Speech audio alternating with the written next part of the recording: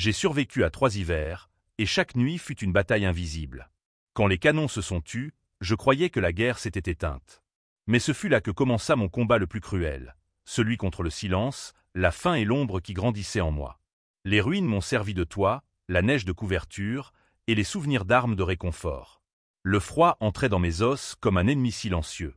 Il ne frappait pas avec des balles, mais avec des morsures lentes, insidieuses, jusqu'à me faire douter de ma propre force. Je respirais avec peur, je marchais avec prudence, car même le vent semblait vouloir m'effacer. La nuit était mon véritable champ de bataille. Là où personne ne voyait, je luttais contre mes propres fantômes.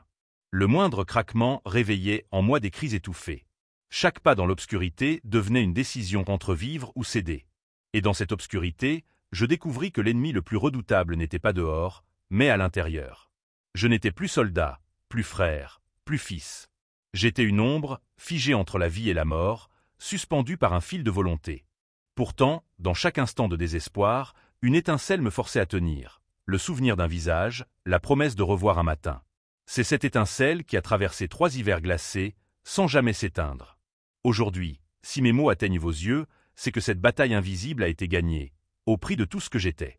Laissez un signe, dites-moi de quelle ville vous m'écoutez, car mon récit ne vit que dans vos mémoires. Ensemble, nous portons la trace de ces nuits où je me suis battu sans que personne ne le sache point et la guerre avait réduit mon monde à un paysage d'ombre et de silence. Les villages n'étaient plus que des carcasses calcinées, les routes s'étiraient comme des cicatrices noires au milieu de la neige. Quand le premier hiver est arrivé, je n'étais pas prêt. J'avais cru que l'armistice viendrait, que quelqu'un reviendrait me chercher. Mais il n'y eut rien, seulement le vent qui hurlait entre les pierres effondrées. Au début, je comptais les jours pour garder la raison. Chaque matin, je gravais un trait sur un morceau de bois, comme si la simple marque pouvait empêcher le temps de m'engloutir. La faim, elle, ne se laissait pas tromper. Je fouillais les ruines, ramassais des racines, parfois un morceau de cuir à mâcher. Mes mains saignaient, mes lèvres se fendaient, mais je m'accrochais à l'idée que tenir un jour de plus me rapprochait d'une lumière future. Le deuxième hiver fut plus cruel encore. Le froid me mordait, mais c'était le silence qui m'étranglait.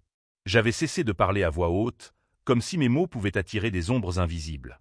La nuit, des voix surgissaient dans ma tête, celles de mes camarades tombés, de ma mère, de mon frère. Je ne savais plus si je les entendais vraiment ou si ma mémoire me jouait des tours. C'était là que commença la véritable bataille invisible, celle qui ne se livre pas avec des armes, mais avec l'esprit. Quand le 3e hiver se posa sur moi, j'étais déjà un autre homme.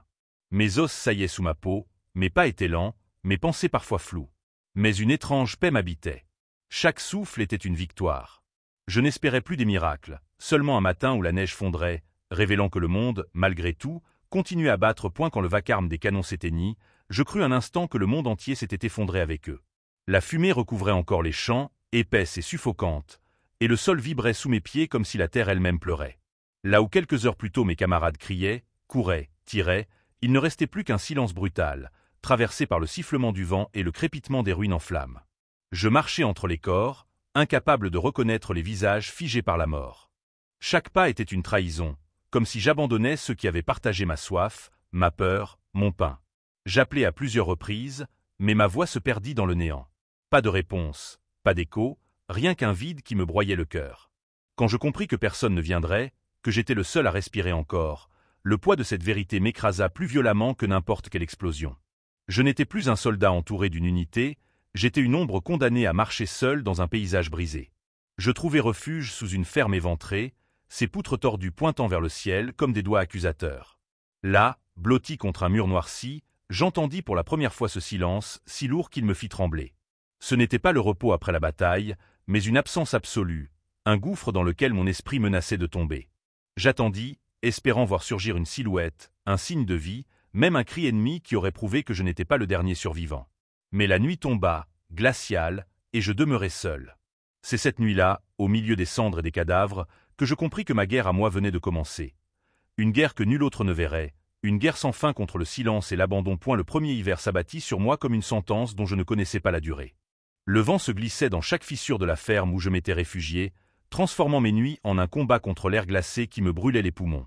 Je n'avais plus de feu, plus de couverture, seulement des planches brisées que je faisais craquer en espérant retarder un peu l'inévitable. Ma faim, elle, ne se taisait jamais. Je fouillais les champs gelés, les caves éventrées, les poches des morts même, honteux mais vivants.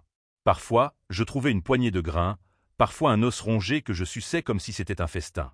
Chaque découverte était une victoire, chaque échec un pas de plus vers la tombe.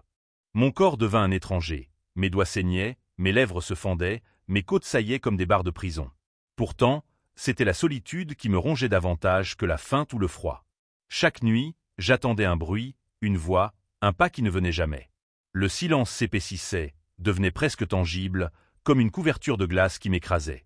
Je parlais parfois tout seul, murmurant des phrases sans suite, juste pour entendre un son humain. J'avais juré de tenir jusqu'au printemps, mais les jours se confondaient, s'allongeaient, et je craignais que mes forces ne me trahissent avant la fonte des neiges. C'est alors que je compris que survivre n'était pas seulement une affaire de corps, mais d'esprit. Chaque pensée devait être une arme, chaque souvenir une étincelle. Le premier hiver ne me tua pas. Il me dépouilla de tout ce que j'avais été, pour ne laisser qu'un homme nu face à lui-même.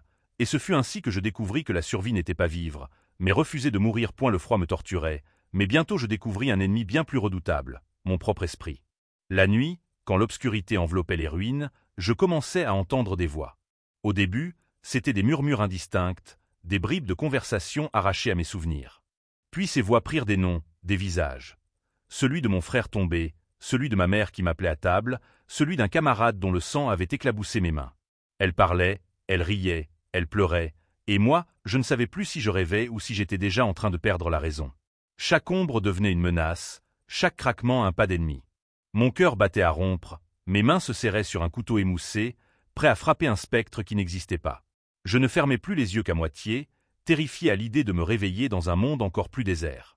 Le jour, je cherchais à me convaincre que j'étais sain, que c'étaient des illusions nées du froid et de la faim. Mais au fond, je savais que la vraie guerre commençait là, dans ce champ de bataille invisible où mes souvenirs se transformaient en pièges. Il n'y avait pas de tranchée, pas de fusil, seulement moi face à mes propres fantômes. Chaque nuit était une embuscade tendue par ma mémoire. Chaque matin, une victoire fragile d'avoir encore résisté à la folie. Si je tenais, ce n'était plus pour la promesse d'un printemps, mais pour ne pas disparaître de moi-même avant que la neige ne disparaisse du monde, point quand mes réserves d'illusions ne suffirent plus à tromper ma faim. Je compris que rester caché signifiait mourir lentement. Il me fallut sortir, affronter l'hiver comme on affronte un champ de bataille. Armé d'un bâton taillé en pointe et d'un vieux couteau émoussé, je traquais des ombres dans la neige. Les lapins, les corbeaux, même les rats devinrent pour moi des trésors à conquérir. Chaque trace dans la poudre blanche m'obsédait. Je suivais des pistes pendant des heures, le ventre noué, priant pour qu'elles ne s'évanouissent pas. Mais la chasse n'était pas seulement animale. Il fallait aussi fouiller les maisons éventrées, risquer de croiser une patrouille ennemie ou de réveiller des murs prêts à s'effondrer. Je me glissais entre les pierres, fouillais les tiroirs noircis, respirais la poussière des souvenirs d'autrui. Parfois je trouvais un quignon de pain moisi, parfois une poignée de haricots secs, et c'était alors un festin royal. Je mangeais vite, les doigts tremblants, comme si le ciel pouvait m'arracher ce butin. Chaque sortie devenait une expédition dangereuse. La peur d'être aperçu me brûlait plus que le froid. Un bruit, un cri, et j'aurais été achevé comme une bête blessée. Pourtant, à chaque retour avec un maigre morceau de chair ou un sac d'épluchures, je sentais la victoire d'un soldat revenu du front. La chasse ne me nourrissait pas seulement. Elle me rappelait que j'étais encore vivant, que je pouvais encore lutter. Mais elle me montra aussi la cruauté de cette guerre. Je n'étais plus un homme libre, mais un animal traqué dans son propre pays. Un matin où la faim me rongeait au point de trembler, je décidai d'explorer plus loin que d'habitude, vers une partie du village que j'évitais par peur de croiser des patrouilles. Les maisons y étaient éventrées, leurs toits effondrés, mais une grange tenait encore debout, bancale, comme si le temps l'avait oubliée. Je poussai la porte avec précaution et l'odeur de poussière et de bois humide me saisit. Dans un coin, sous une pile de sacs éventrés, je découvris une trappe dissimulée. Mon cœur se mit à battre plus fort. Un refuge? Un piège? J'hésitai, puis soulevai le panneau. En dessous, un petit cellier s'ouvrit, intact. À l'intérieur, je trouvai quelques bocaux scellés, un sac de pommes ratatinées mais encore comestibles, et, miracle entre tous, une vieille couverture roulée. Je tombai à genoux, incapable de retenir mes larmes. Ces trouvailles n'étaient pas seulement de la nourriture. C'était la promesse de survivre quelques semaines de plus, la preuve que le monde avait laissé une miette de bonté dans ce désert de cendres. Chaque soir, je descendis dans ce refuge, partageant mes maigres trésors avec le silence, comme si j'avais enfin un compagnon. Je parlais à haute voix, je racontais mes souvenirs à ces murs froids, et peu à peu, la peur nocturne se calma. Ce cellier devint ma citadelle, un secret que je gardais jalousement, comme un soldat garde son arme. C'est grâce à lui que j'appris que la survie n'était pas seulement une fuite désespérée, mais aussi la chance de trouver, dans les décombres, une étincelle qui vous retient au bord du gouffre. Le deuxième hiver arriva sans prévenir, comme une main glacée posée sur mes épaules. Le cellier que j'avais découvert me protégeait du vent et me donnait l'illusion d'un foyer, mais rien ne pouvait me défendre contre l'étendue des jours vides. J'avais appris à chasser, à économiser chaque bouchée, à dormir recroquevillé sous ma couverture rapiécée. Mais je n'avais trouvé aucune arme contre le silence. Les voix de mes camarades morts, qui m'avaient d'abord hanté comme des échos lointains, devinrent des présences presque tangibles. Elles m'appelaient par mon nom, me donnaient des ordres, parfois me suppliaient de les rejoindre. J'avais conscience qu'elles n'étaient que le fruit de ma mémoire, mais leur intensité me troublait au point que je leur répondais à voix haute. J'avais peur de m'entendre rire tout seul, un rire sans joie, semblable à celui d'un homme déjà brisé. Les nuits étaient les pires. Chaque craquement du bois me faisait croire qu'on venait me chercher, chaque souffle du vent se transformait en plainte humaine. Pour garder un fil de raison, je me fixais des rituels. Tailler un morceau de bois, compter mes pas d'un mur à l'autre, murmurer des prières oubliées. Pourtant, malgré tous mes efforts, je sentais mon esprit s'effriter comme la pierre sous le gel. Le deuxième hiver n'était pas seulement une saison. C'était un siège invisible, une guerre sourde où l'ennemi n'avait pas de visage. Mon corps résistait encore, mais mon âme, elle, vacillait à chaque nuit blanche. Et je compris que si je tombais, ce ne serait pas de faim ni de froid, mais de solitude. Et la nuit n'était plus seulement une absence de lumière. C'était un théâtre où mes fantômes jouaient sans relâche. Allongé sur ma paillasse, je fermais les yeux, mais aussitôt les voix s'élevaient, claires, précises, comme si les murs du cellier s'étaient ouverts sur un autre monde. J'entendais mon frère me raconter une histoire de notre enfance, j'entendais ma mère m'appeler pour dîner, j'entendais même le capitaine crier l'ordre de charger.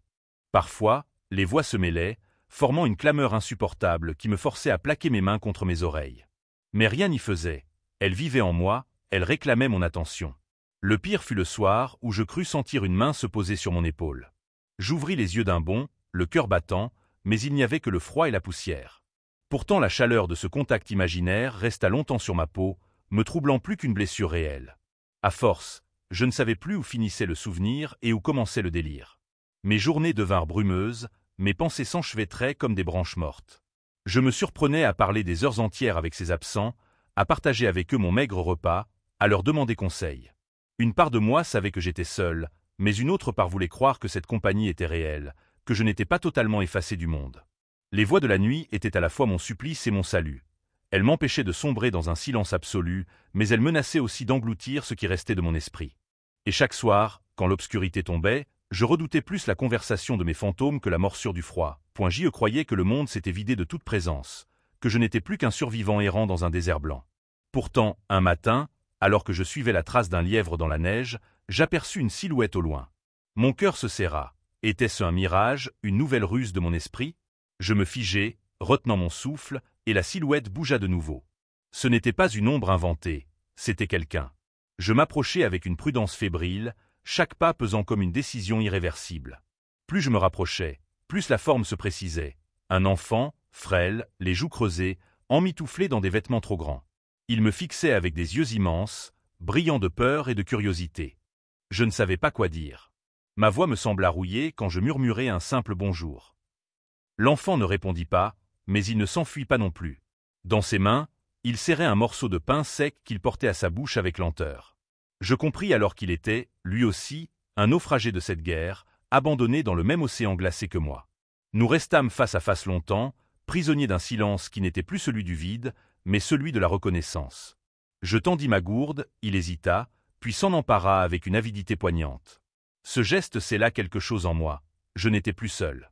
Cet enfant, apparition fragile au milieu des ruines, devint ma preuve que le monde n'avait pas totalement disparu. Mais il devint aussi un poids nouveau. Désormais, je ne devais pas seulement survivre pour moi, mais pour lui.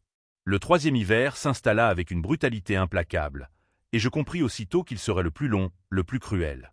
Mon corps n'était plus qu'une carcasse épuisée, mes os saillaient sous ma peau, mes mains tremblaient même au repos, et chaque pas dans la neige ressemblait à un supplice. Pourtant, il n'était plus question de céder. L'enfant qui m'accompagnait, silencieux mais obstiné, me forçait à lutter contre l'abandon. Ses yeux me fixaient avec une confiance muette, comme si j'étais pour lui un roc alors que je me sentais déjà poussière. Nous partagions tout, la chaleur de la couverture, les rares morceaux de pain, l'eau fondue de la neige.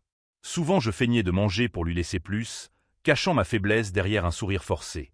Chaque nuit, quand le froid s'infiltrait dans nos os, je murmurais des histoires inventées pour détourner son esprit de la faim, et dans ces récits je retrouvais moi-même un souffle de vie. Mais la vérité, c'est que je vacillais. Mon souffle était court, mes pensées floues, et je savais que mon corps ne tiendrait pas éternellement. Pourtant, une force inattendue naissait de ma fatigue, l'instinct de protéger. Si je tombais, lui tomberait aussi, et cela je ne pouvais l'accepter.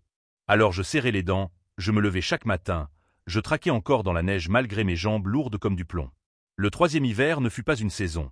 Ce fut un jugement, un passage où la mort marchait à mes côtés, mais où je refusais de lui tendre la main. Car tant que l'enfant vivait, tant que son souffle troublait l'air glacé près de moi, j'avais une raison d'avancer, et cette raison valait plus que ma propre survie. Le troisième hiver céda enfin, lentement, comme une bête qui agonise. La neige se mit à fondre, dévoilant sous elle des lambeaux de terre noire, des herbes encore timides. Le silence n'était plus le même. Au loin, on entendait des bruits que je n'osais plus espérer, des pas nombreux, des voix qui n'appartenaient pas à mes fantômes. Je crus d'abord à une nouvelle hallucination, mais l'enfant posa sa main sur la mienne et ses yeux s'écarquillèrent. Il les entendait lui aussi. Nous sortîmes de notre abri, aveuglés par la lumière d'un soleil qu'on aurait dit oublier. Sur le chemin défoncé, des silhouettes s'approchaient. Pas d'ennemis, pas de spectres, des hommes portant des drapeaux, des visages fatigués mais vivants. J'eus l'impression que mes jambes cédaient. Je n'avais pas pleuré depuis des mois, mais les larmes jaillirent, brûlantes. Les soldats nous virent, s'élancèrent vers nous, nous entourèrent de couvertures, de paroles que je n'arrivais même plus à comprendre. Le monde revenait, brusquement, après avoir disparu si longtemps. Mais ce ne fut pas la chaleur des bras ni le goût du pain qu'on me tendit qui me bouleversa. Ce fut le rire de l'enfant, clair, fragile, résonnant comme une cloche après 3 hivers de silence. Ce rire me traversa plus profondément que n'importe quelle arme, et je compris que la guerre, pour moi, venait de s'achever.